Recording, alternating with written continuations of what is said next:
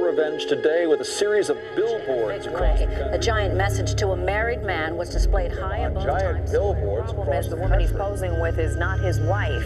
The huge she's got exposed in a big way. Have popped up from New York to San Francisco. We're hearing that Wilkins spent upwards of $250,000. Hell hath no fury like a woman scorned. Take this Times Square former billboard mistress trip. of Oracle co-president Charles Phillips plastered giant billboards in New York, San Francisco, and Atlanta exposing their affair. They showed a photo of Phillips and Yavonnie Wilkins that read, "You are my soulmate forever." To get back at her former lover, Oracle CEO Charles Against the Phillips. president of one of the largest tech firms right here in the United States. An executive at Oracle, but a member of President Obama's Economic Advisory Board. Charles Phillips earned $19 million last year. He reconciled with his wife, and that set off his mistress. Likely never predicted he'd be busted. The giant billboards also feature a website address for a site that chronicles how the affair unfolded. So that everyone knew that he was cheating on his wife. Questions about the status of his marriage to Karen Phillips. The site has more than 1,000 photos of the couple and dozens of love Yavonnie Wilkins dating back to 2001. This affair apparently went on for 8.5 years. His wife found out about it. Decided to stop their affair and go back to his wife. The mistress put up the billboards as revenge. Wanted to get back at her ex-lover by putting spokeswoman tell CNN the billboards were not meant as revenge. They were a Phillips gift. has released a statement saying he did have an affair with the woman. John Edwards.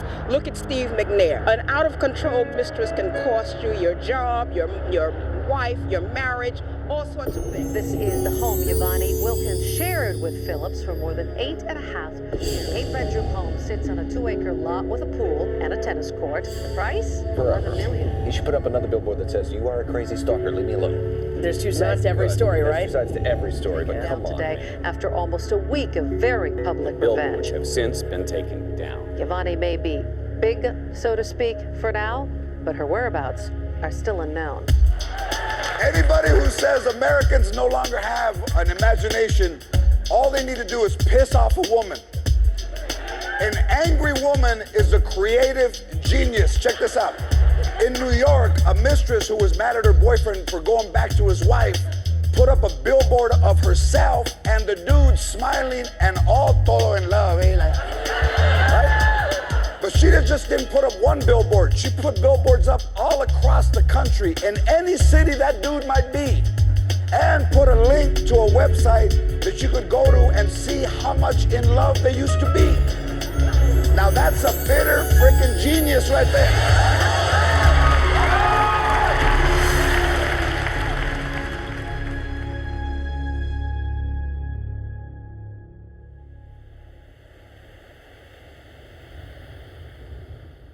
I met Yavonnie Wilkins shortly after the media storm had died down. Despite the recent publicity, she wasn't terribly emotional or depressed, but she wasn't exactly full of happiness either.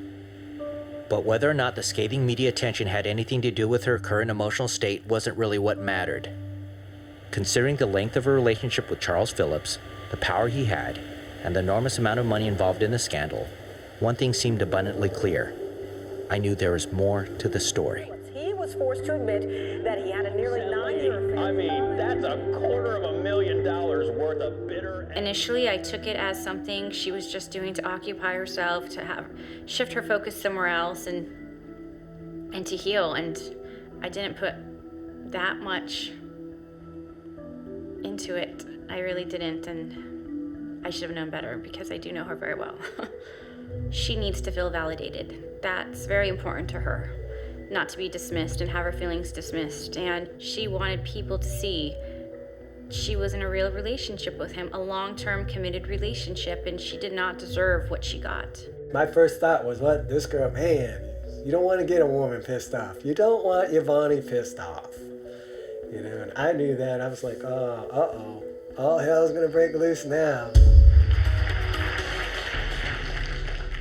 Welcome, everybody, to a very important I think day. Charles is the one that actually texted her or called her and told her that his job was in jeopardy. My first reaction was like, oh shit.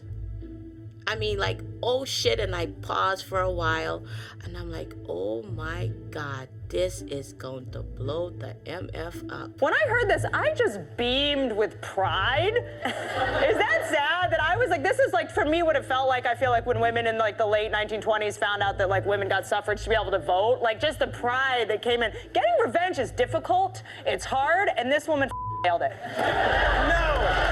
You can swear. You can swear. Wants a show, I completely so it's disagree, by the way. Listen, when are we gonna stop treating these mistresses like they're the victims? She knew the game she was getting into. You know what? The person he loves lives at home with his kids. You live in an apartment for 20 grand a month to dress up like Little Bo Peep. That's all I'm saying. Hey, listen, let me tell you, you ask any wife in this country, love doesn't get you 20 grand a month. 20 grand a month gets you to shut your mouth. That's it. I agree with Josh. People were asking, they wanted to know, they were inquisitive. We were getting phone calls from the media, and none of us were talking. We were just worried about her because we knew she did not like hearing that some of the media was saying bad things about her. A woman launches an ad campaign After an affair. The billboards immediately captured the public's eye and provoked an enormous amount of media attention across the world. You're cheating on your wife, and then you go back to the wife. That's karma. What goes around comes around. This is what happens when men cheat and don't check their mistresses out. Pick better judgment in girls. If you're gonna cheat, then you deserve what you get. There's too much effort, you know? Use it for good. Being called the Billboard Mistress, it wasn't to prove she was a mistress. She had no knowledge. So it backfired in that sense. Everyone calling her mistress is very, very difficult. I think Yavonnie was bitter, and this was her way of saying, what you did to me was not right.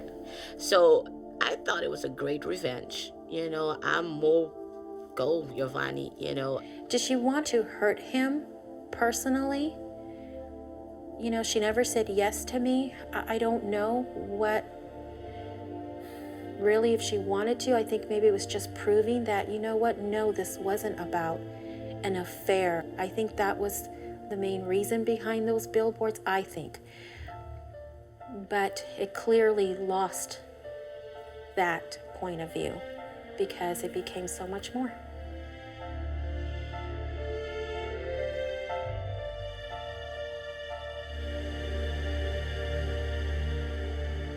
Out of 1,500 responses from the Billboard, there are only 230 here. And I titled the folder Reckoning.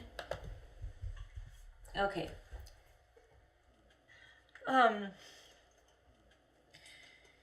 You wanted him for his money and status, and what you did by putting up billboards just made you look stupid. He will continue to be president of Oracle. He will continue to be married to the wife you both disrespected. And now he will just replace you with a younger model who knows how to stay in her lane. You allowed yourself to have your youth stolen from you. And by putting up those signs and being seen on most news outlets, how many guys will ever take you seriously? You should have continued to play your role and stop dating a married man and get one of your own. Sad, very sad. Another one bites the dust. Alrighty then. I don't know why that affected me like that.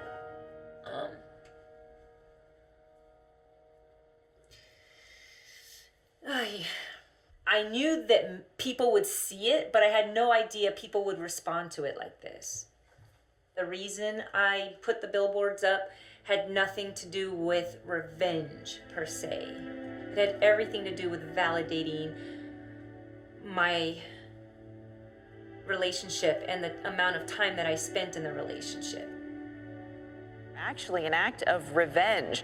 They were put up by a broken-hearted woman trying to get billboards of the couple in 3 cities. Take a look at this. The billboards are in New York and Atlanta and San Francisco, and they show Oracle co-president Charles Phillips snuggling with a woman. Phillips released a statement saying he had an 8-year relationship with that woman. Phillips filed. The idea to put up billboards came during the negotiation period between Charles and myself. I was on the 101 North going towards San Francisco, and I saw a big billboard advertising for Oracle World. So I thought, if Oracle can put up a billboard, why can't I? I recall reading saying, I'm going to prove him that I was not an affair. And I could completely understand. You know, that backfired on him because, you know, she was going to prove him wrong, that she was not an affair. I think that if a woman feels like she's scorned just like any man would, that they would be bitter about that whole thing if you look back on it. She put it up there to let everyone know, look, you know, we had something. This was a relationship. I think she definitely regretted it. She took them down right away. As soon as she saw that it was creating this circus, they were supposed to be apparently up for much longer. I think they were up for less than a week. After the media frenzy started over the billboards, I felt trapped. I couldn't leave my home. I felt suffocated, and I just felt helpless. The media frenzy that came with it was unexpected and it wasn't wanted. But at the same time, what was wanted was to expose their relationship, and she was able to do that. I would never ask her, why are you doing this? She was already, it was beyond that. It was no point in asking why.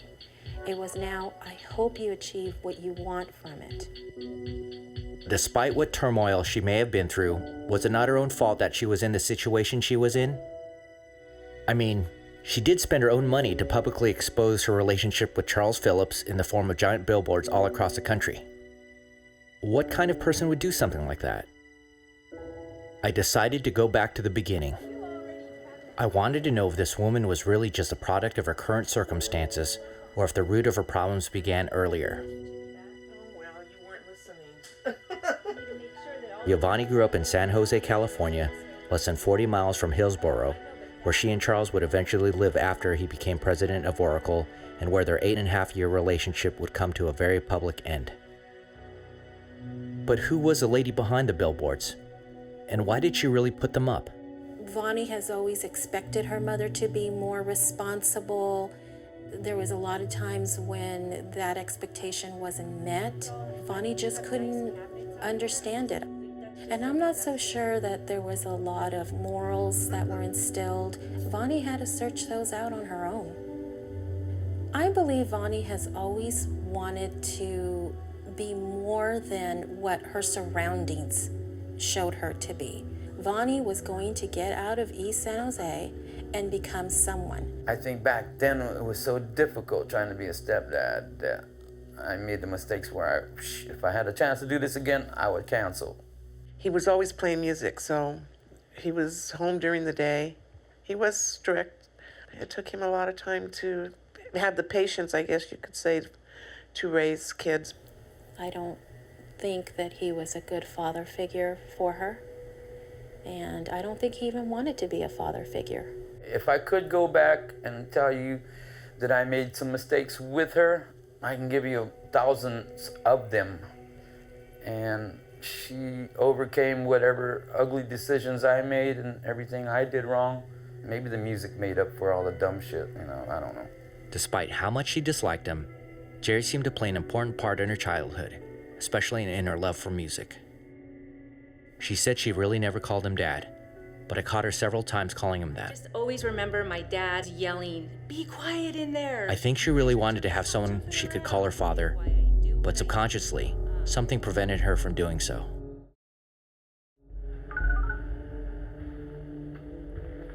You have 2 unheard messages. Hey gorgeous, it's Jerry Perez. Jerry Perez. Anyway, it's the 4th of July. This is Monday. Me and Mom had a great time in the backyard. I wanted to thank you one more time. And I love you, and I hope the music is help you out with your journey. Love you. End of message. Delete. Press 7.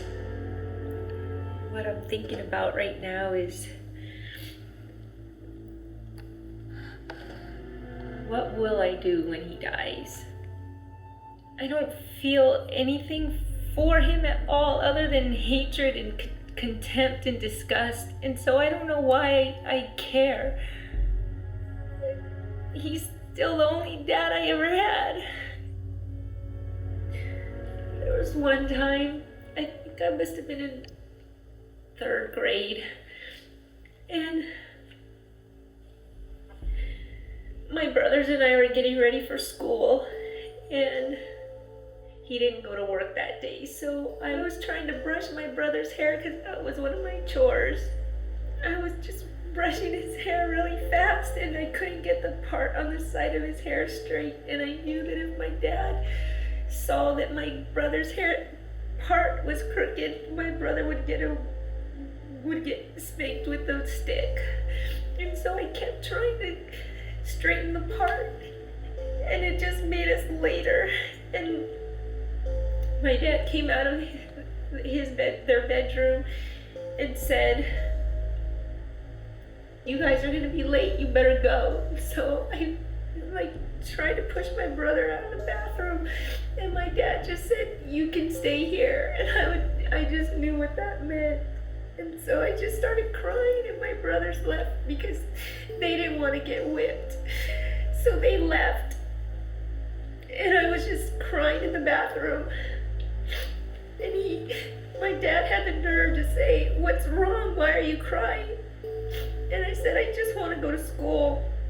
And he said, "Don't you want to stay here and make love to me?" And I just looked at him like, "What? What did you say?" And he caught himself because he just said nothing. So the person who can do that has the fucking balls to leave me a message saying, "Hey, beautiful, I love you. I'm just thinking of you today." Fuck you. Fuck you. You fucked up my life.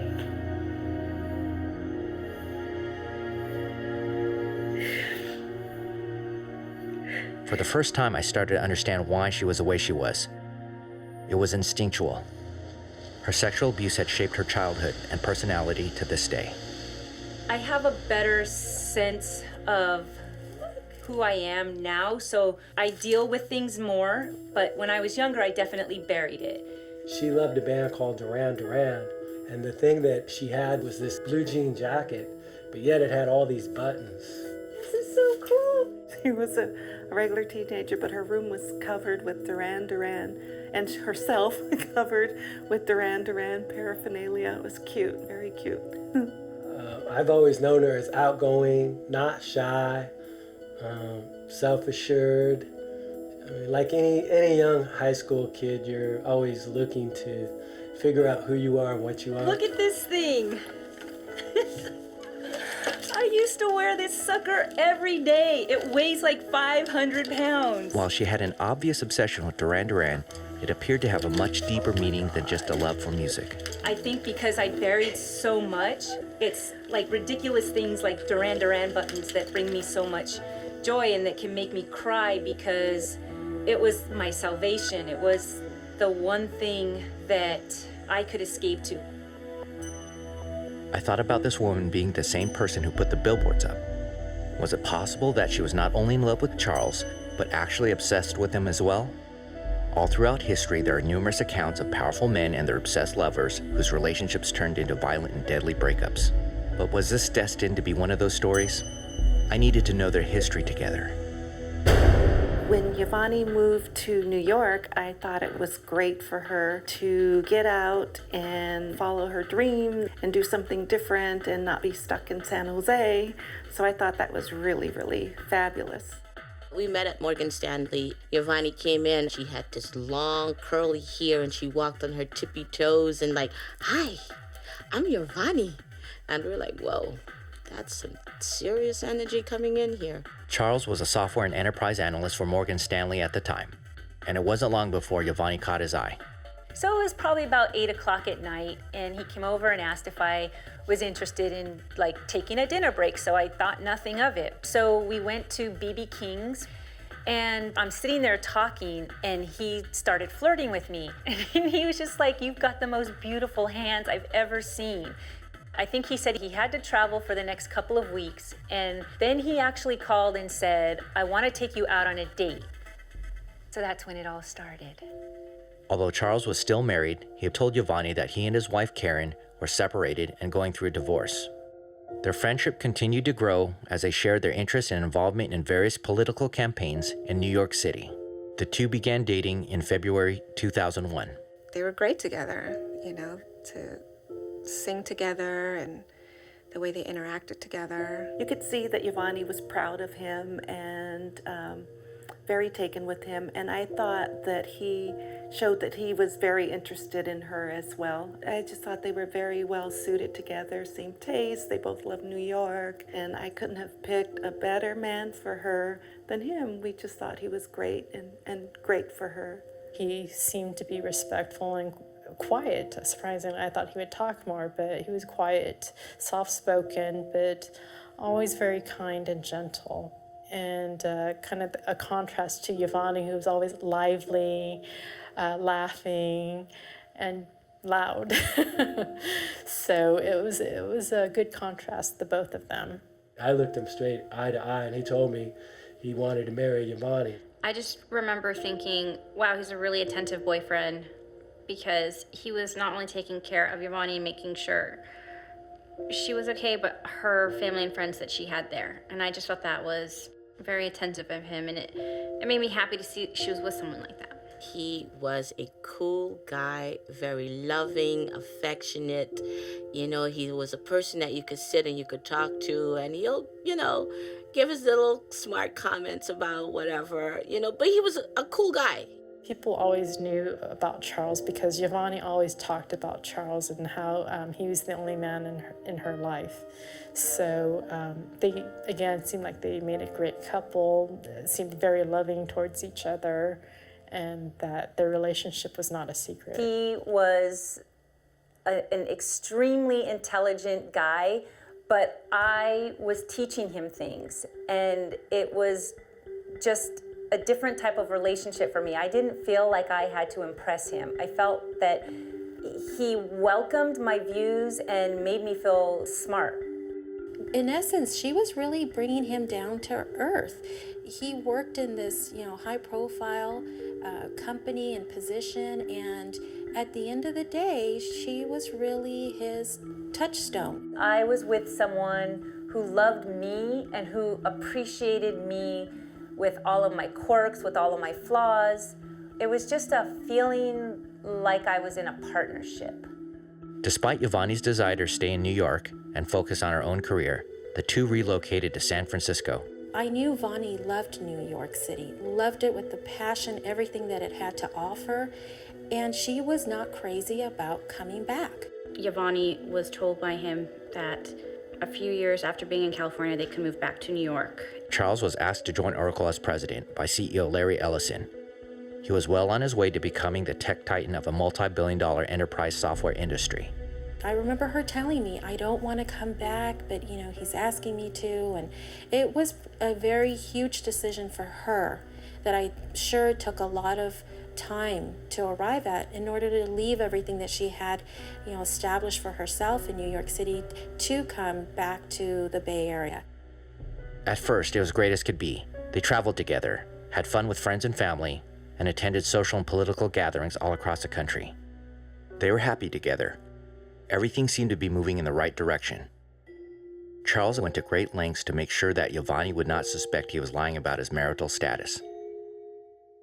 As the relationship became more serious, he confirmed the divorce was final by holding an elaborate and expensive celebration at the one and only Palmilla Resort in Los Cabos, Mexico in 2004. Once the couple moved to Redwood Shores so that Charles could be closer to work, the pieces of the puzzle began to materialize. There was an instance in 2006 when I found his BlackBerry, and there was an email from Charles to his assistant, and the email from Charles asked, "Is it okay if I bring Karen?" And the assistant said, "Oh, of course." So they were making arrangements for an event on Larry Ellison's yacht for Oracle World. So of course I called him out on it right away, and his explanation was Karen is the PR person at Oracle. And I was just like, that's bullshit, you're lying. And he's like, no, look, let's go online right now. And he went online and he pulled up someone named Karen something that happened to work in the public relations department at Oracle. So of course I was like, okay, well, what about this? What about that? What about this? Like, I just found a lot of things in the BlackBerry, and he was able to explain it away just that easily. In February of 2006, unbeknownst to Yavonnie, Charles had bought his wife a home just several blocks away. Although the relationship was growing stronger than ever, and they were both making sacrifices for one another, Yavonnie was not happy with the frequency of business trips Charles had to attend for Oracle around the world, as well as the time he spent on prestigious boards he sat on from coast to coast. What would bring me back down to earth when I would get upset with him is coming to the realization that he was working so hard not to stay away from me. He was working as hard as he was working to be able to provide us with the most amazing life that anyone could ever imagine. He and I would not, as a couple, have the opportunity to travel to exotic places, to eat in the finest restaurants, to drink the finest wine. And so I had to appreciate him for the fact that he loved his job. She was very understanding and patient that it was all work related. He was on numerous boards, so it wasn't just Oracle, it was other things. But she had made a resolve with it. Not that she necessarily liked it. I know she didn't. She told me so. But she had come to terms with it. I did ask the guy, I says, how long were you going to be in this job where you're going to be traveling so much? Since you're the president, I always felt like he could control his time a little better rather than running around. He would tell her, don't worry, it's just going to be another year, and then I'm going to lighten my load. And so she would have that expectation that he set, and then he wouldn't follow through with it. Despite their time together sometimes being an issue, not much seemed to get in the way of their otherwise healthy relationship. They would continue to grow as a couple with dates, concerts, and their favorite hobby, karaoke. And it was those times that would help their relationship continue to last. Charles and I went to business meetings and business dinners together. Charles took me to his college reunion, the Obama inauguration. He and I took his son Chaz on many, many play dates in Central Park. We had multiple dinner and lunch dates together, the three of us. We took Chaz to concerts, bowling. We met his father for drinks in New York City. And I was with Charles in the hospital when his brother had a stroke. I was in the hospital again with Charles when his father had to have quadruple bypass surgery. We had dinners and lunches with his cousin Lynn. Charles did not keep me a secret. Charles spent every single New Year's Eve, Valentine's Day, and birthday with me. You don't do that with a mistress. You do that with a partner. And I believed I was his partner. In February 2008, Yavonnie and Charles purchased an extraordinary $11 million mansion in Hillsborough, California. When I first walked through the door, it wasn't like, wow, this is amazing. I felt like I didn't belong there. But Charles made me feel like, this is yours, this is ours, this is where we're gonna spend the rest of our life. So once he came up to me and hugged me from behind, I didn't feel like, what am I doing here anymore? I felt like, wow, this is our home? Holy smoly, wait till everyone sees this.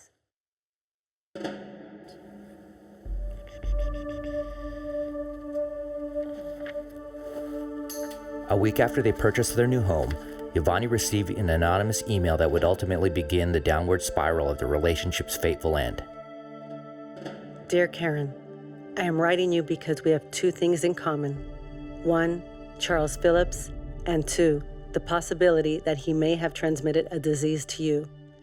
I was recently diagnosed. I am certain that it was transmitted from Charles. I am writing to you because I know he is a pathological liar and probably has assured you that you are the only woman that he has been with for a long time. And because you never doubted him, you don't use condoms. You should. I made the same mistake, and it has cost me dearly. Yes, I am angry, but I also have nothing to gain by exposing his lies. He has lied to you from the first day, and he is still lying to me about why he is not yet divorced. He is the one to bring up divorce and remarriage and living together. I was the reluctant party. We even discussed reversing his vasectomy so that we could have children. I thought he did not need to suggest it if he did not mean it, right? Manipulation, it is what he does. Do you really know why he is never home? He lives with me part of the time. He has an apartment with some woman in Redwood Shores and then goes to New York to stay with another woman at their apartment.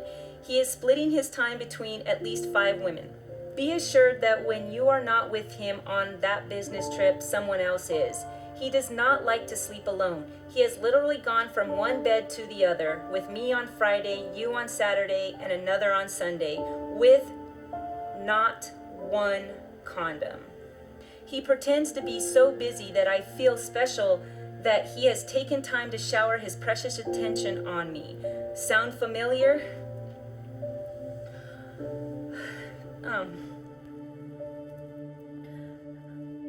When I confronted him about that anonymous email, his initial reaction was utter shock.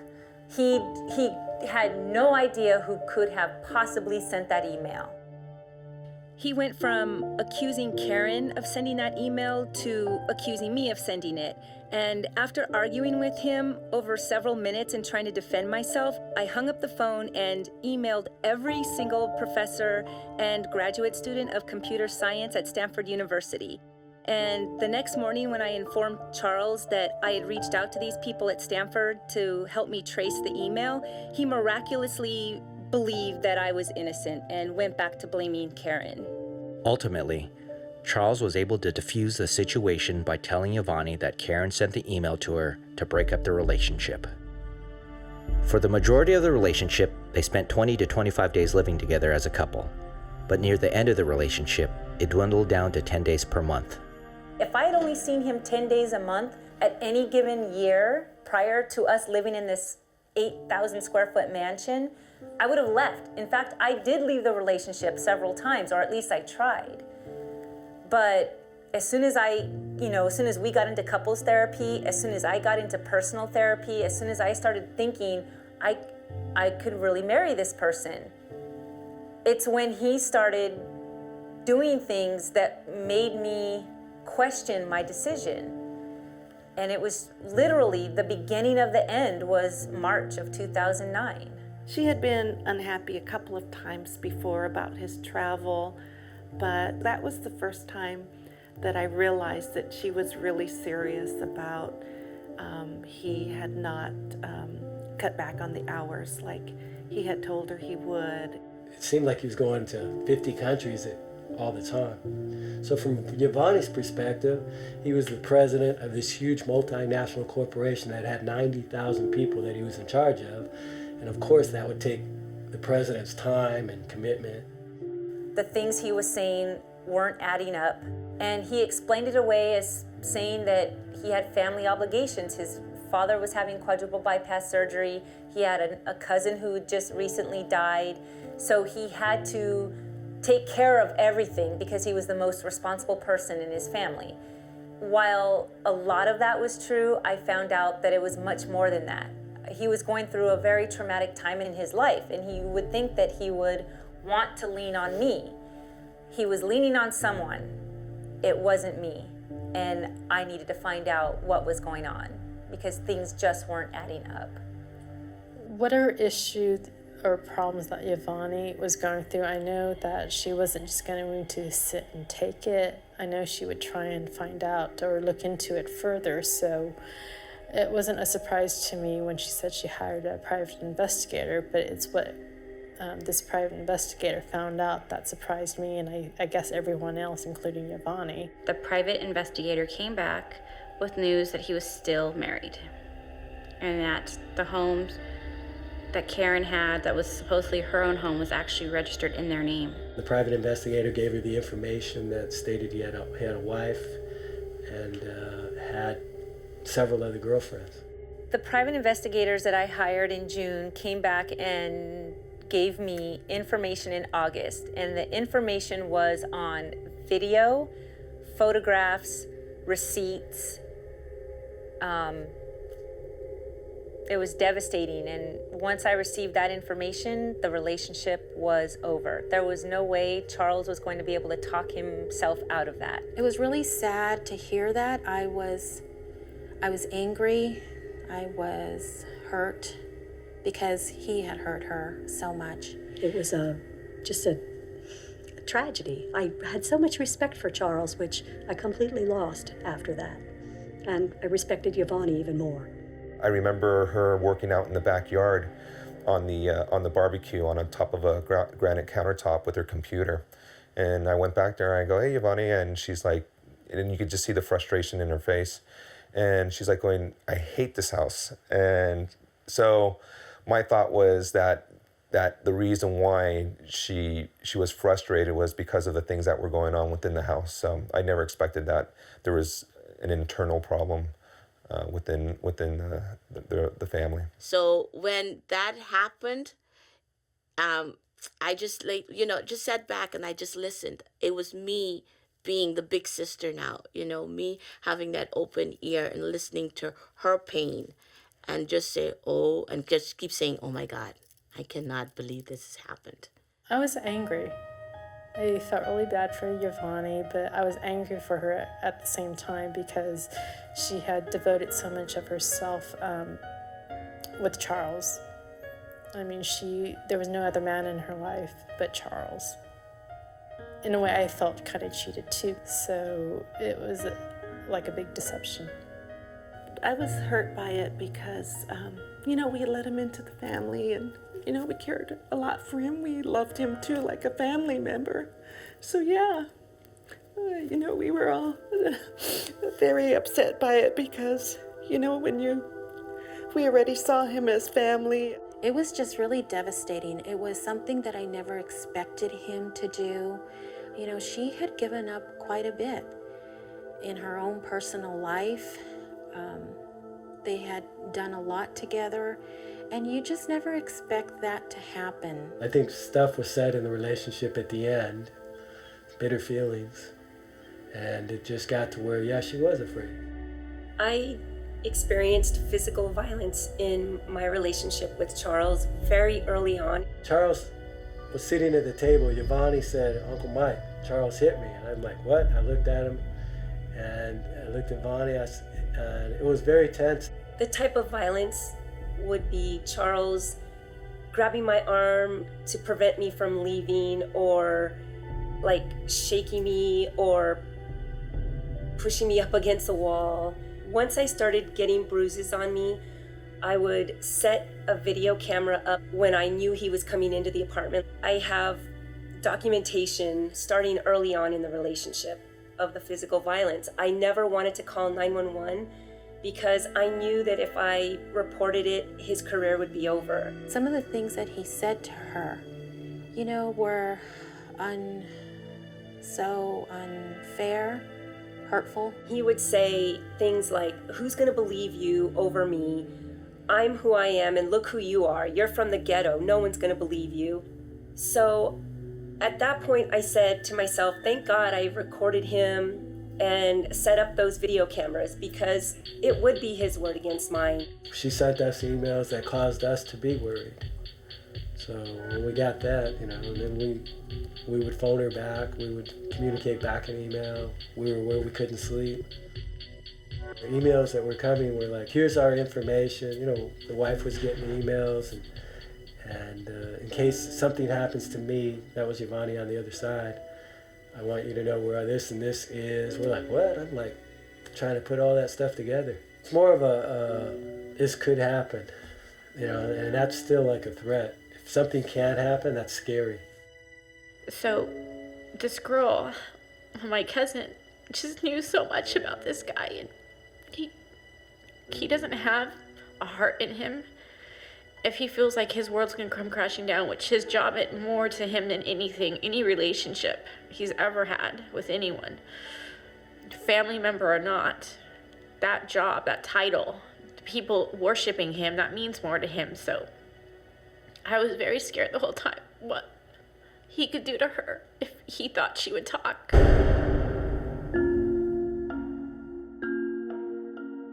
Yavonnie had secretly kept some personal files from the later part of the relationship in a safe deposit box in Redwood City, California, a few miles from the couple's $11 million mansion.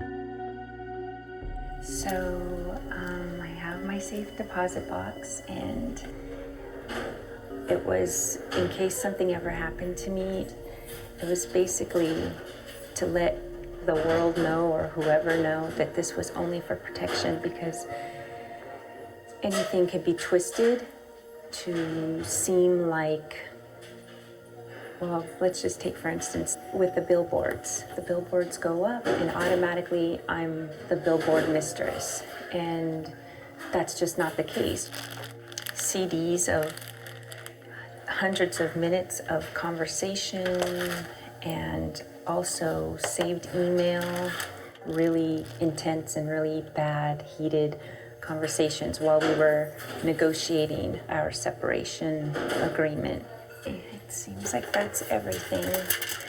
All right, we will see what I've been able to save and keep.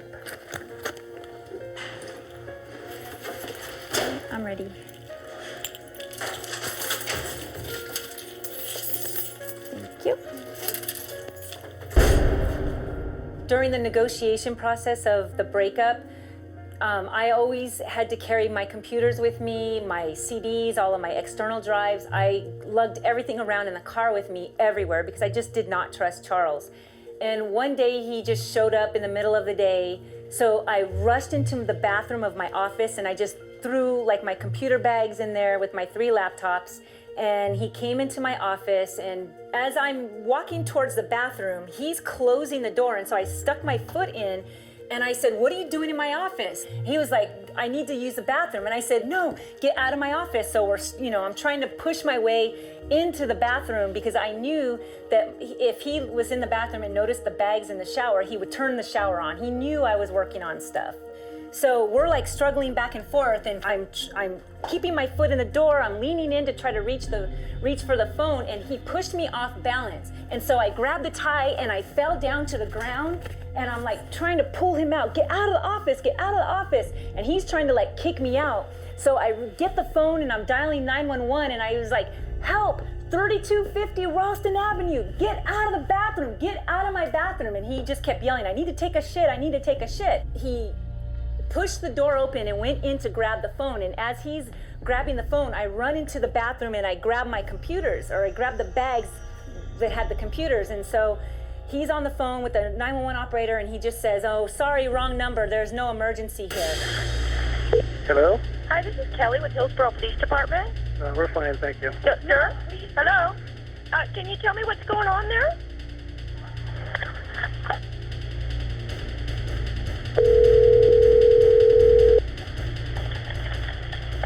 Hello? Hi, it's Kelly with Hillsborough Police Department. What's going on there? Nothing. Sorry. What? Okay, who are you? I live here. What's your name? Yavonnie. What is it? Yavonnie. Yavonnie? Yeah. So everything is fine. I accidentally called. I was calling 411.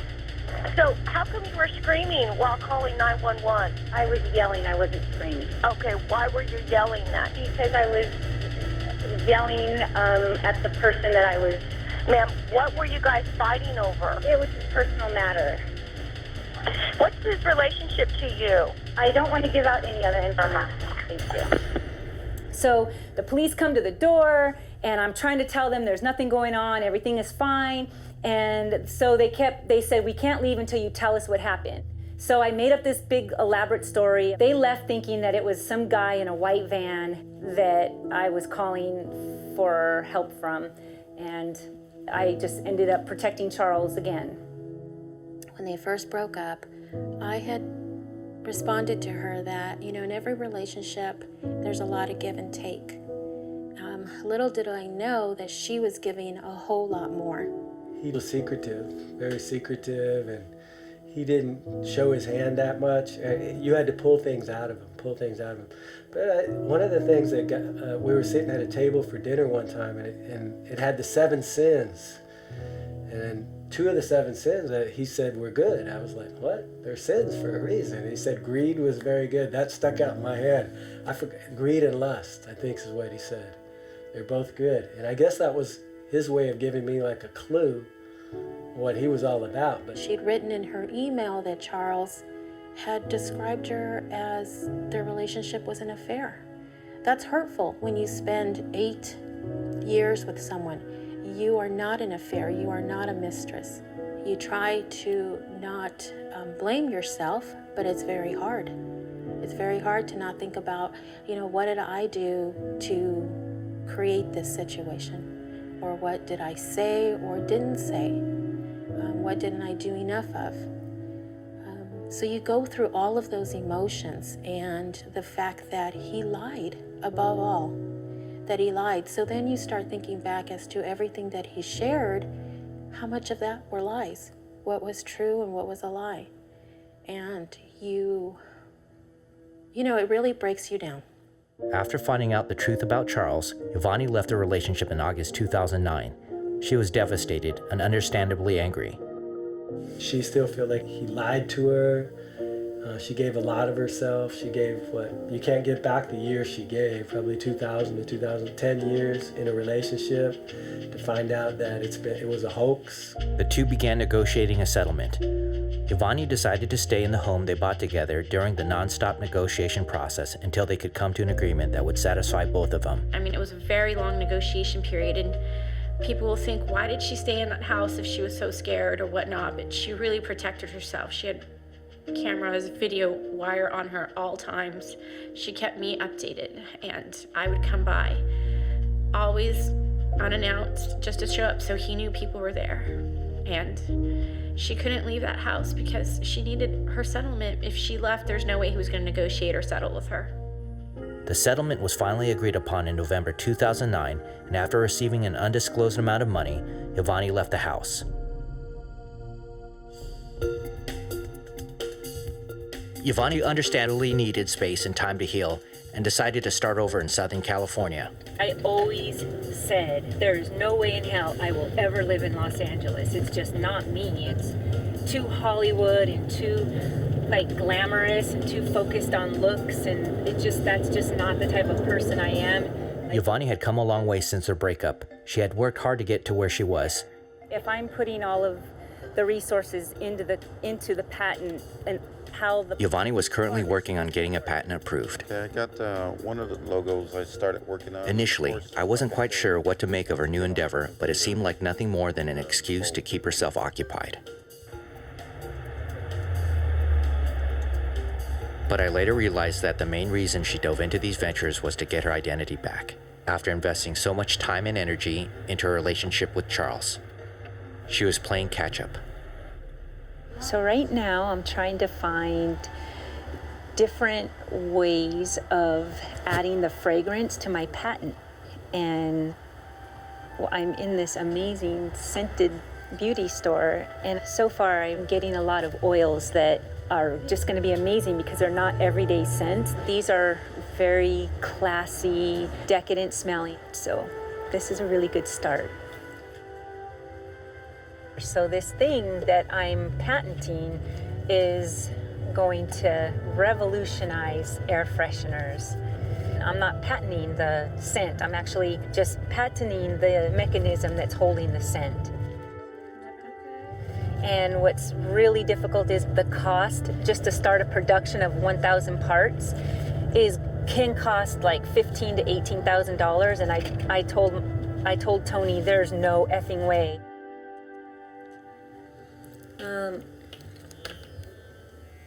This one's my favorite.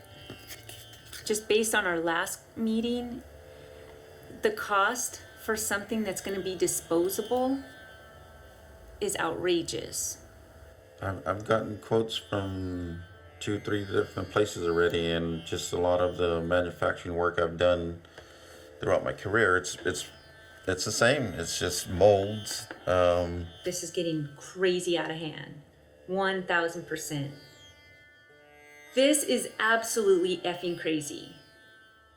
I'm not kidding. You're looking at me and you're smiling, and you're making me laugh. I'm just thinking because you know what? This is what people go through. They got an idea and they want to go for it, and then when they find out the cost to build, they just scrap it. Despite having already spent a large amount of money on her patents, it seemed as though she had not thought everything through. She had put the ultimate pressure on herself, almost like it was a contest. If she gave up, then Charles would win. And if she lost, then she would never be able to recover. She needed to prove her worth to herself. She was determined to rise above those who had brought her down. There were specific words that Charles had told her that echoed hauntingly in her mind. "You have no follow-through." And those words were the rallying point for her career going forward.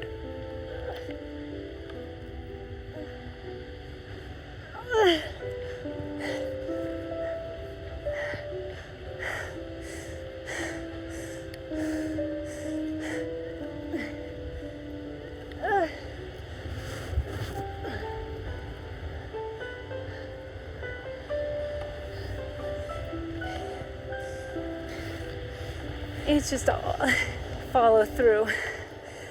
From now on, I'm going to finish every freaking thing that I start. I know I'm capable of doing monumental things, and always gonna have in the back of my head Charles saying to me that I have no follow through. So it was really important for me, once I was able to get myself up on the rope, not to quit, to finish what I started.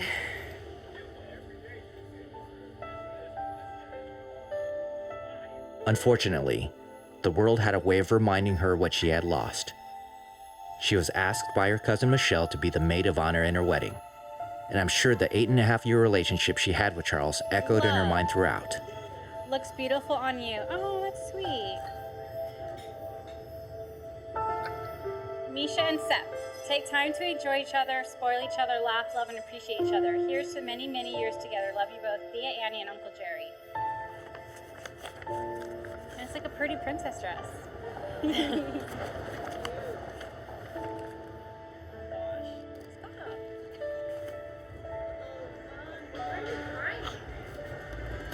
Because she's happy. It's a good thing, though.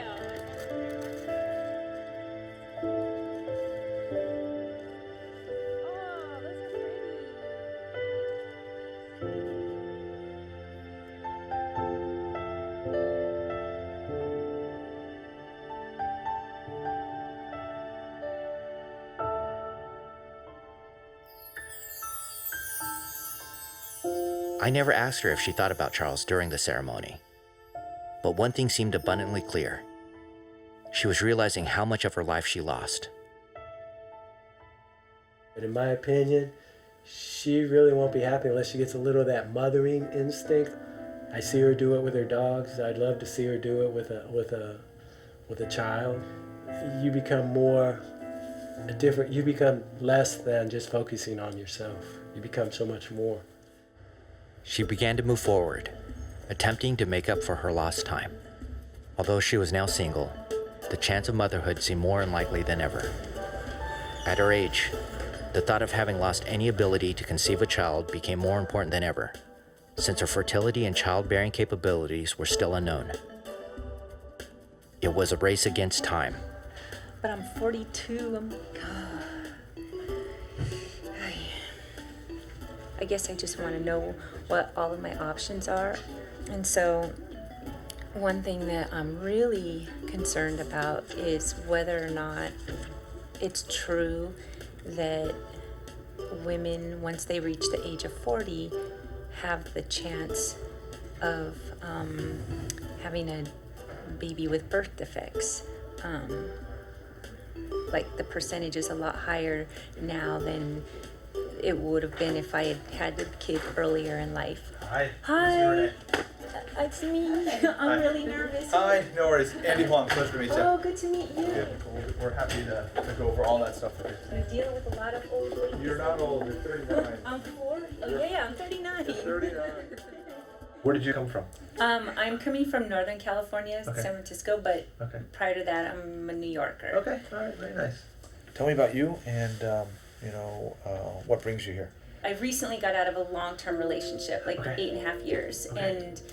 And during that relationship, it was okay with me that I probably wasn't going to have kids, mainly because my boyfriend had a vasectomy prior to us dating. Okay.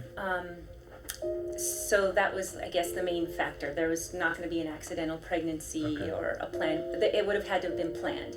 So the relationship has since ended, and now I'm starting to feel like, okay, it was okay for me not to think about having kids. That was a choice that I made for that relationship. Okay. But now I'm starting to feel like, was that the right decision? And what are my options at this point? So age is a very good predictor of your percent chance for a baby. So if you came to me, you were 20, and you asked me, Andy, what's my chance of getting pregnant? I'd say it's very good. It's about 97% in your lifetime. Okay. If you came to me when you were 30, it's dropped a little bit, but still very good, about 95%. Okay. At 40, 70%, not bad. Okay. At 45, this is where the big drop off occurs. Okay. This is down to 13%. 13? Okay? Yeah. Wow. Okay. And this is just based on your age alone. Okay. So just based on your age and your birth date, this tells me kind of what your chance of getting pregnant is. So in a minute, we're going to do an ultrasound. I'm going to count all the follicles on your right side and your left side. Okay. That's ovarian age. And this is going to be very important for us today. Because this is going to tell me, yes, you are 42 years old, but are your ovaries potentially younger, all right? Because then that can open up doors for doing different things. Like, I don't know why I'm getting emotional. It's okay. Is that something you could tell today? Like, Today we're going to check your AFC. We're going to take a look at all the follicles you have, okay? And your FSH, we're going to check on your second or third day. Okay. All right. sorry. Okay, but your ovarian age is important. Now that's one thing that we're going to very critically evaluate. Okay.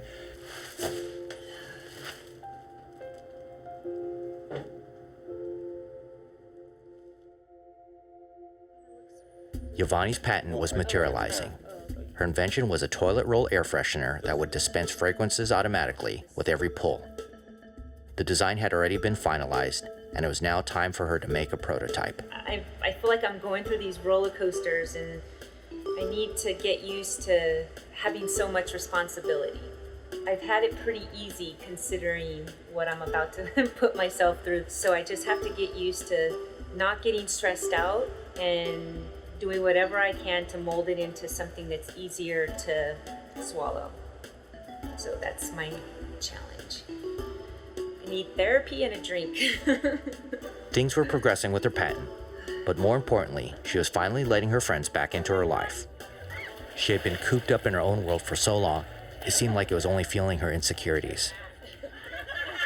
Since the Billboard and media storm ended, there were very few smiles or genuine emotions. But now, she was finally beginning to get her life back on track. She was coming out of her shell. It's been a long time since we've all been together, and I really appreciate you traveling and leaving your rugrats and coming out to make sure that I'm okay, and just to see this beautiful area that I've moved to. I miss hanging out with you guys on a regular basis, but I just, this is so real, I'm not kidding. You guys mean a lot to me. I just really feel like I'm starting a new life, and I'm just really, it doesn't seem like it right now, but I'm really happy about starting this new chapter in my life. So I just want to thank my girlfriends for being here for me and being patient and not hating me and not being really upset that I didn't like reach out and return your calls and return your emails when you were sending them to check up on me. I just needed that space. And so let's just have a little drink of Mongolian motherfuckers.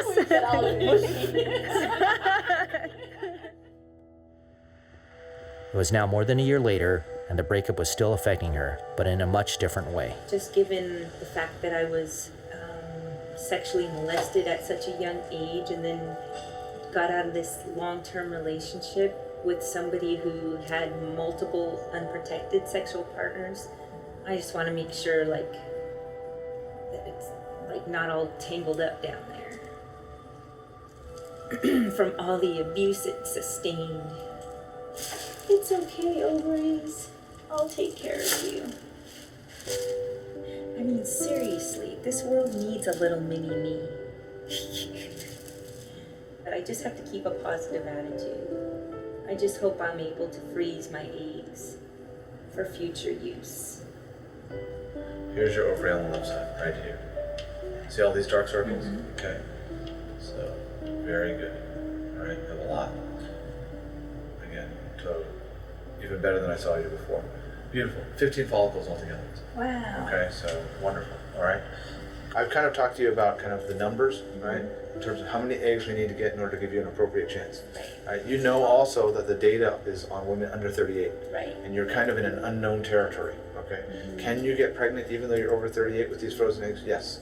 But the reality is I don't know. I can't give you hard numbers that your chance of getting pregnant with these frozen eggs is, 15% or 10% or 5% even, okay?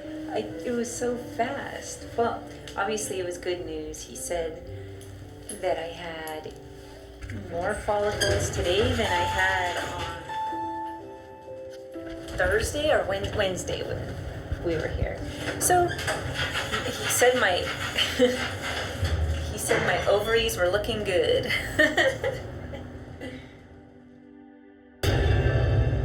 No matter how hard she tried to keep pushing forward, something would always bring the disastrous breakup back to the forefront.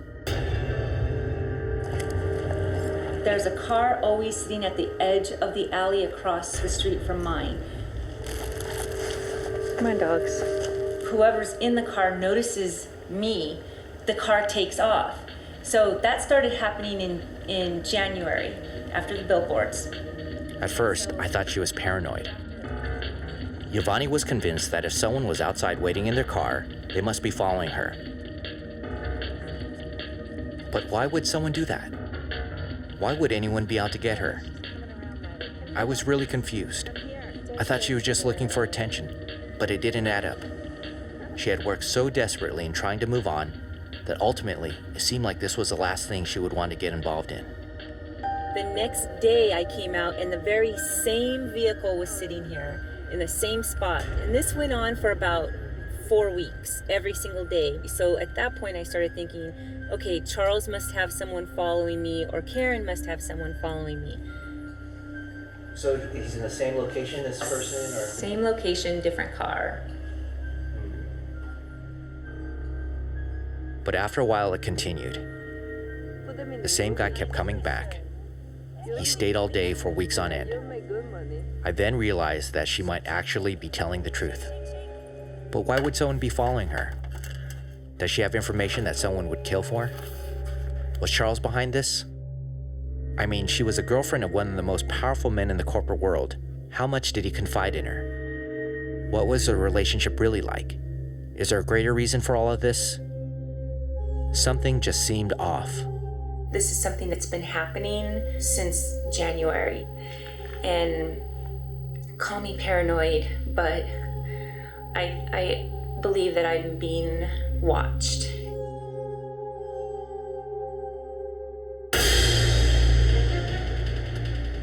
But Yavonnie couldn't get past the mysterious men outside her home. It was now months later and they were still there. So the reason that I decided that I needed protection, or just somebody that could be on my side, is that I've just been a nervous wreck. I don't sleep, I don't eat, and this is not a frivolous task. This is an undertaking that I feel is very necessary. I've been as hyper vigilant as I can by, walking up to people that I think are suspicious, and I just start taking pictures of them with my cell phone. But I look like a crazy person because everyone is starting to look suspicious to me.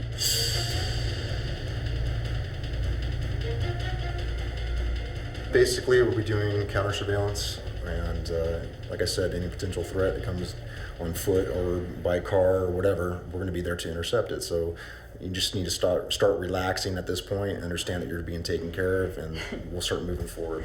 Relax? What the hell is that?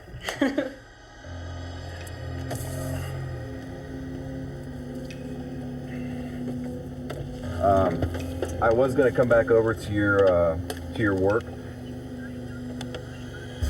Yeah, no, he went to your garbage cans just to the right of the gated garage, and then he lifted it up. And when I called over to him, he just put the lid down on the trash can and kept walking down the other street leading towards the other side of the alleyway. And that's when this guy went to pick him up, and now they're back in their original spot again. So yeah, he says they're definitely, doing surveillance and dumpster diving, basically trying to get info on you. So That white car? yeah, it's been there. I don't know if it follows you over there, but it's been sitting there now with its lights on, like mimicking me almost, I'm gonna go look for at about 40 minutes, almost 35 minutes. I think that car is the car that Once Yavonnie had the security team behind her, she confronted them and took their picture. Yavonnie's investigators confirmed that the numerous men following her were from a company called Kroll, a highly expensive private investigative firm specializing in surveillance, interrogation, and executive protection. Although there was no way to prove who hired them, Yavonnie was convinced it was Charles. And there he goes. Why he was having her followed still remained a mystery, but Yavonnie knew it had to stop. I want to know why you were following me this year, why you had me followed, or why whoever you claim had me followed. I want to know. I don't know the Huxley guy, and I've been trying to find out about him. The guy you mentioned, I have no connection to him, and so I have not been following you straight through from January, and that is the truth. And if your guys can find out something about him, I'd be more than willing to pay for that information or to fund their work on, finding out who he is, because I have not. No one I know knows anything about him. And again, if your guys can find out anything about him, if I can be of help, I will help. But he is not connected with me. I'm sorry, whatever appears that way, but I actually think he's probably innocent. But if he's not, then I just want to know too. So he has nothing to do with me. I find out that this guy is parked at the top of my driveway. He is no innocent guy, okay? This guy has been following me. He followed me all that day that I called you, and I've got witnesses who saw him the day that I came out of my parking garage. The guy in the green truck has been out there since January. There's nothing you're gonna say that's going to convince me that you don't have a clue of who these people are. I'm not. Calm down, please. Let's talk to me like this. Let's talk to each other like this. Let's just talk, okay? We don't have to do this. You wouldn't be hearing from me right now had you not had me followed all year. You can sit there and deny it all you want. We're not following. You sit there and fucking lie, and then stop talking over me. I listened to what you told me 10 times. I recorded it like I record every one of our conversations. I know that. I listened to, and I know you know that I recorded. I know you know I record the conversations. Well, hold on. But once you keep saying things, you start believing it. You weren't told the entire year. A lot of those vehicles that you came up with and that picture, that gun, and they had nothing to do. No one can find any of that stuff. Okay. And so there's a dichotomy here, and I want to say you want to go to arbitration, subpoena everybody, and find out. I don't need for you to admit it. I don't need it. Fine. I know. Just like a lot of the shit that you lied about for 8.5 years wasn't true. Bye, Charles. I'm sick of you talking over me. Goodbye, loser. It seemed as though there was a lot of energy expended to uncover the truth and keep an eye out for potential threats. The relationship had been over now for more than a year, and Yavonnie was no longer interested in protecting him. It was now time to protect herself. So because the person who's watching me is like the president of Oracle Corporation, so he can hire, if not do himself, hack into my system and plant bugs and whatever. So now this makes this even more important because I would love to find out that there are listening devices in my house. And every time I would come in eye view of this person in the green van, he would leave. Okay. I know that I'm at least watched. Now we need to find out, has my email been infiltrated? Has my network been compromised? And what's, Okay. If we can find that out, then I'll have a lawsuit against him, the company that he employed. If it's Oracle, assuming you look can out. prove who did it. Great, That's the are hard you kidding? part. But who else would do it?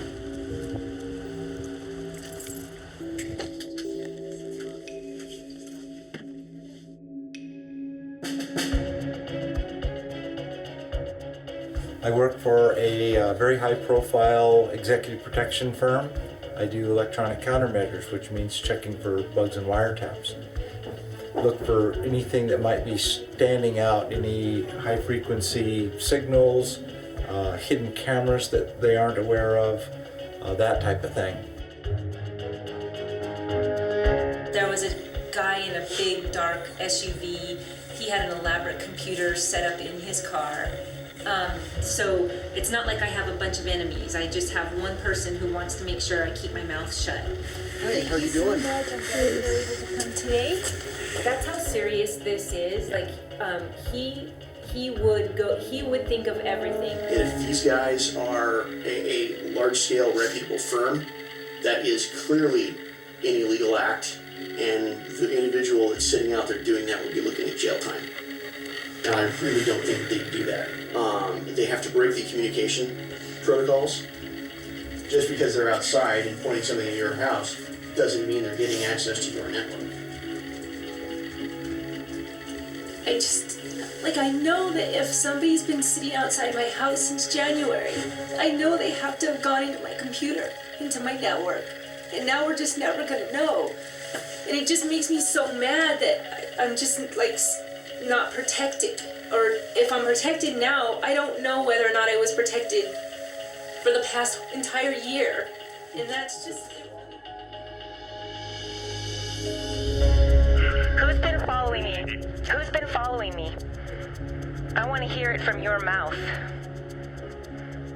I don't have a name. It's been open 4 hours overnight. I've been asleep. And just got in. I don't have a person's name. I actually don't know what the person's name is. I want to know who it was that hired this company to follow me all year. I told you that already. I told you my law firm did that. Your law firm just fucked you bigger than everything. You're a liar. You told me everything right now, and that's... What's the name of the fucking company? What's the name of the company? Well, people I hired did this. What's the name of the company, Chuck? You paid for it. What's the name of the company? You're not going to tell me? Is that what you're saying? You're not going to tell me? I said security. I hired back there. Whoever hired these people on your behalf fucked you up because you would have never heard from me. What are you going to do to me? Why don't you ask your lawyers? Why don't you ask your lawyers? Your lawyers have been following me. Wait a second. I'm trying to figure out a way we can resolve this. It was already resolved. I would never have called you had I not realized that you're the person that's been having me followed all year. So fuck you. I want you to tell me. Sue me. I'm not here. Goodbye, Charles. Goodbye. Goodbye. There's a saying, hell hath no fury like a woman scorned. And I guess the head of one of the largest tech firms is starring in a new billboard in Times Square. The problem is the woman he's posing with is not his wife. The huge sign was apparently put up by the longtime girlfriend of Charles Phillips, the president of... The decision to actually put the billboards up came after the Tiger Woods scandal happened.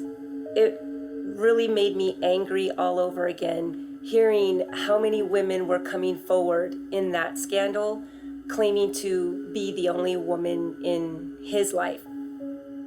Having the billboards go up was my way of saying, in the only way I knew how, which was to be the first woman to come out and claim that I was in a relationship or a committed long-term relationship with Charles. While Yavonnie's breakup with Charles provided her with the means to set the story straight, the media attention gave her much more than she had bargained for. After the billboards turned into a media scandal, Charles contacted me because he needed to release a statement. If word for word I do not approve of that statement, I will make a statement of my own. And this is not any type of blackmail. I am going to save my reputation, which you have fucked.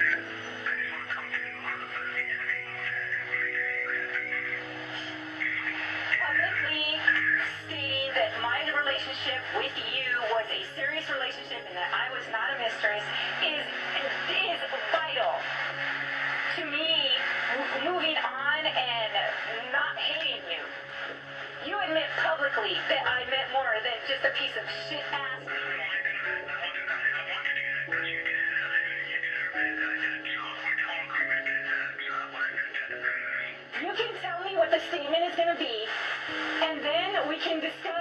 what the proceeds of my house tax-free is going to be. They entered into yet another contract. The two of us agreed on word for word exactly what was to go into that press release. Despite the two drafting the statement together, Charles released a statement different than what they agreed upon. He took the sentence out, which read, "Contrary to recent reports, Yavonnie was not a mistress." And he added a sentence in there that he and I never discussed. And that sentence was, "My divorce proceedings began in 2008. As far as I was concerned, or as far as I was led to believe, he filed for divorce 6 months prior to us dating in 2001. And in 2004, part 1 of his divorce was final, and part 1 was that the marriage was dissolved.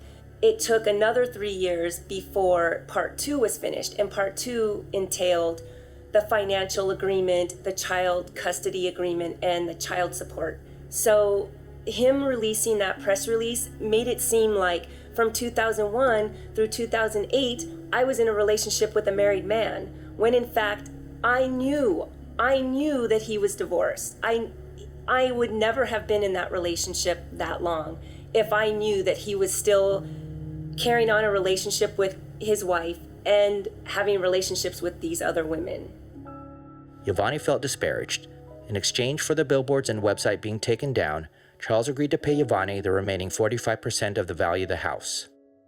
Up till this point, he has not complied with the contract. It's December 2010, 6 months past the date that he promised and agreed to putting the funds in my account. So I am going through all of my audio tapes to give to my attorney to determine whether or not I have a case against him. So I did not pursue him until I found out he was having me followed all year. My attorneys and the investigative firm that I hired came back and told me that the car that's been sitting outside my home since January of 2010 is a hired investigator from a company that Charles hired. Game on. Yavonnie had decided to explore her legal options. For now, the mysterious men following her had seemed to disappear. Whether or not they would continue to stay away remains to be seen. But for Yavonnie, things were looking hopeful.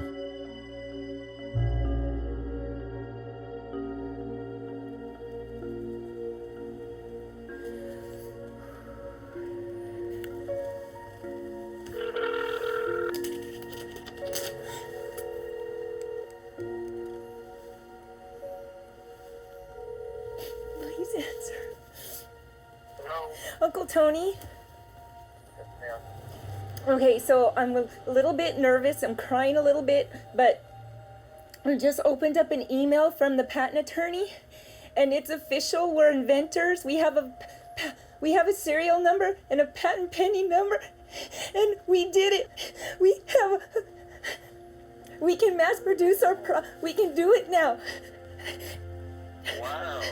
I'm so excited. Oh my gosh, I can't believe it. This is so exciting. Oh my God. If anyone goes to a patent office and looks up our names, we're gonna be inventors. We're on file as being inventors.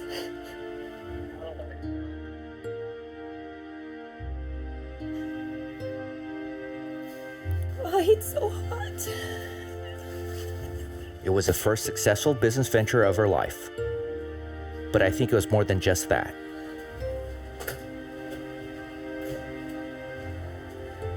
It exhibited her ability to overcome the obstacles in her life that always had kept her down.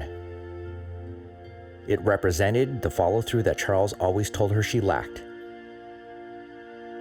It symbolized the possibilities to come.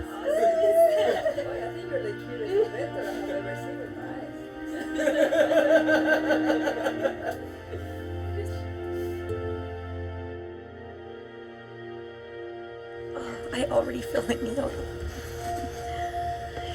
Should I make a fist or something? Yes. Yavonnie was going to continue with her fertility trials. Unfortunately, This is something that she had no control over the results. If it was too late, there would be nothing she could do. And now I'm supposed to be getting the shots. So I'm supposed to stop taking these, which will then trick my body into thinking that I need to have a menstrual cycle. And then after that, I start giving myself injections. So your ovaries are great. Nice and synchronous, okay?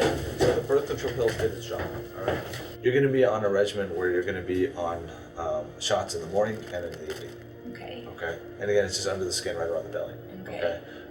Basically, it's an alcohol wipe to clean the skin, and then you're just gonna pinch a little bit, and then the needle just goes in, and that's it. You inject it, and that's it. You do it twice in the morning and twice in the evening.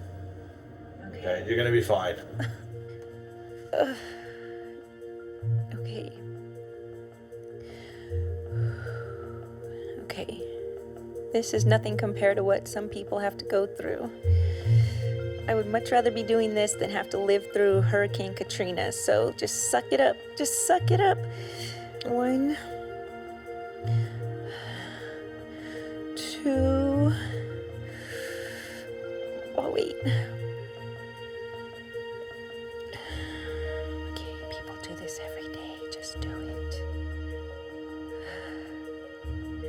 1, 2, go. Can't go. What am I gonna do? How am I supposed to do this? Okay, stab.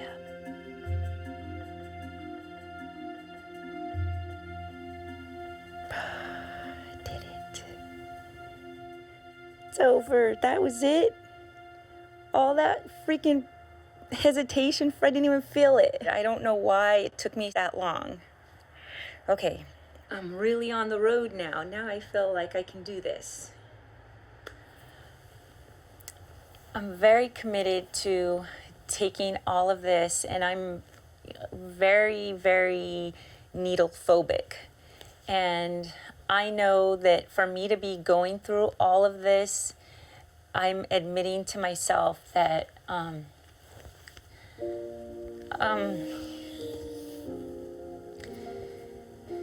that it really wasn't okay with me to give up that womanly instinct to be a mother.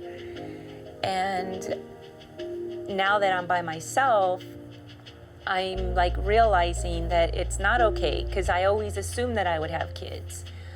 And so just knowing that I still have the possibility, it just, like, I actually dream about it now.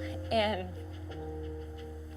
I would love to teach a little kid, and I would love to, like, just have a little person that's a part of me. And I just want to, like, take care of a baby or a child and protect it and make up for what happened to me. I just want to, I guess I just want to just make up for the mistakes that happened in my life when I was a little kid. And I kind of feel like it's not necessarily my responsibility, but something that I need to do to, I guess, make what happened to me okay. Me having a kid and me teaching a kid and providing for a child in a way that I didn't have will make what I had to go through okay somehow. And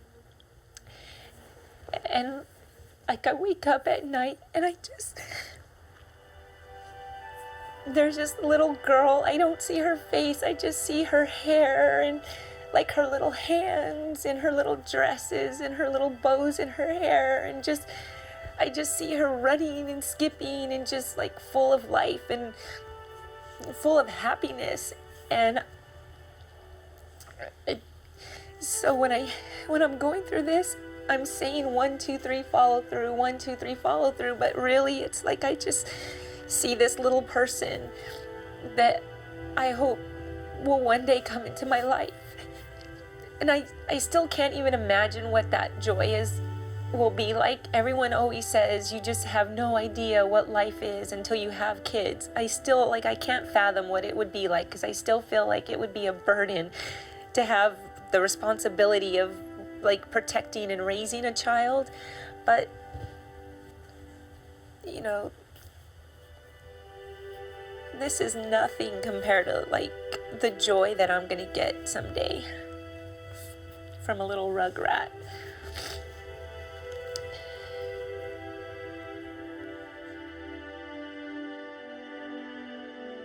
Yavonnie had come a long way since their breakup. She was now the CEO of 4 separate companies, and her patent was officially in production. She had worked hard to get to where she was, but unfortunately, some things she would still have to leave up to chance.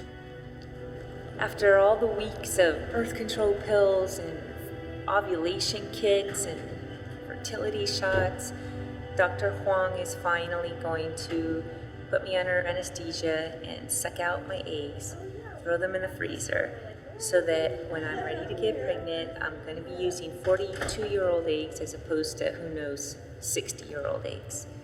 So, here we go. That's it. I'm ready to get my rugrats out. Yes, sorry. That's okay.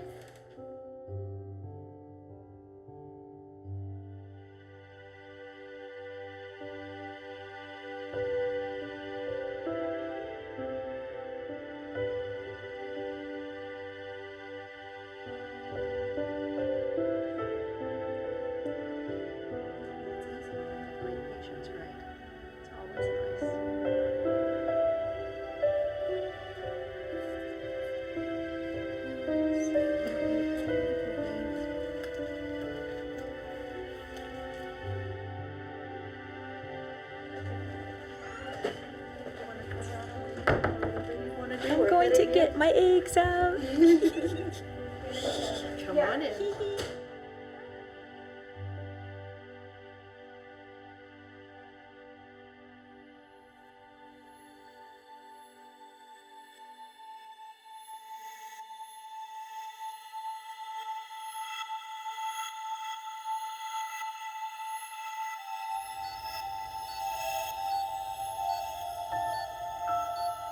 The lucky number is 13. Yay! Very nice. Very nice. We got more than a dozen. Exactly. All right, my dear. How about sitting up? Okay. Hang on just a sec. I'm going to move to the bed so that you're facing me. Okay. Don't stand up. Just take your time. I don't know how women do this month after month after month until they get pregnant. It's a lot to go through, isn't it? Yeah. I know. I'm going to go right over to the bathroom where you So they said that when they tried to get all the eggs on the other side, the small ones, like my heart rate started racing, and so like I guess I just didn't like them Dr. Huang probing. Maybe he had to dig too hard for the little eggs. But I'm mad because I wanted him to get as many eggs as possible. But what I wonder is maybe if my subconscious knew that he was like digging around in there, and maybe like I had some sort of subconscious flashback of being molested as a kid or something. Like I wonder if that had something to do with it.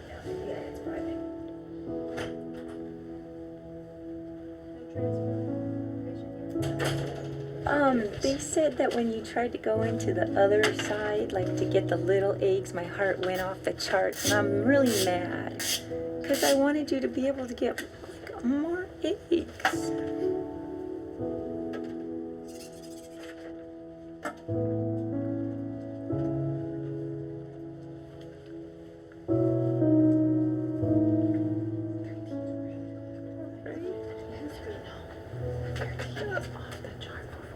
Okay. 13 is off the chart. It's awesome. So as soon as I got on the phone, I just started crying, and he just said, There's no reason to be upset. We got 13 eggs.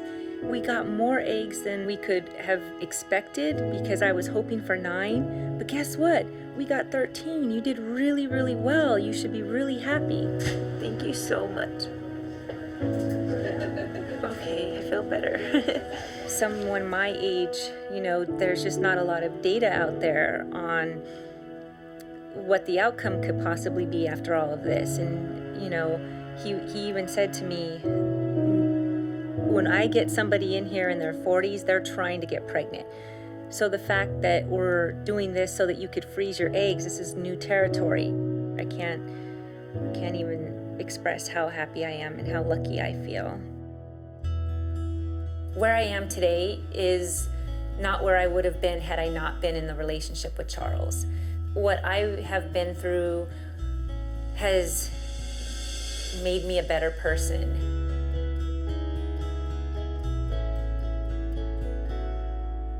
I wouldn't be going through this fertility preservation. My life would be so different. So I really don't have anything to be angry about.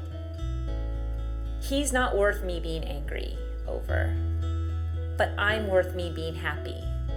I am putting myself first, really, truly putting myself first in a way that's gonna make me happy. So that wasn't the case before, and it always made me feel like I wasn't fulfilling the reason I was put on this earth, the reason I was born. My mom was only 16 when she had me. She could have had an abortion, but she didn't. So with that luck, what am I gonna do with this life? I just feel like there are no excuses anymore. I can't use Charles as an excuse. Right now, the drive that I have never had in my life, it's just unstoppable. I just feel that I love the place that I'm in right now. The world is literally in my hands. I can do whatever I want. I can have whatever I want. What an awesome position to be in. So I just feel very lucky to be me right now. Just very, very, very fortunate.